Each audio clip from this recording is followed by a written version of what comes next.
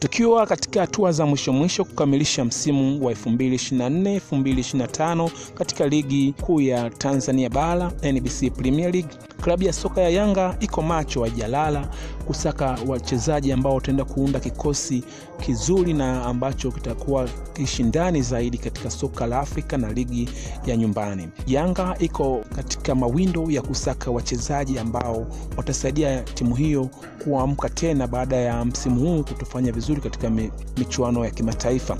Yanga ameshatupa jicho lao kwa Faisal Salum, mchezaji wa timu ya Azam. Wako tayari kutupia kitita ili kumrejesha Faisal Salum Jangwani.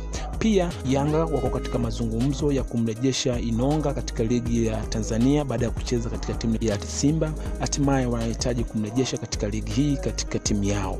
Beki Inonga ni beki kisiki na ana sifa kubwa ambayo amejizolea katika ligi yetu ya Tanzania kipindi yuko Simba.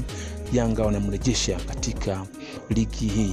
Pia wako katika mazungumzo ya kupata uwezekano wa mchezaji Eli Mpanzu, mchezaji ambao ni nguzo kabisa katika timu ya Simba. Yanga wanahitaji kumngoa katika timu ya Simba ili kumleta katika timu yao ya Yanga kwa ajili ya msimu ujao.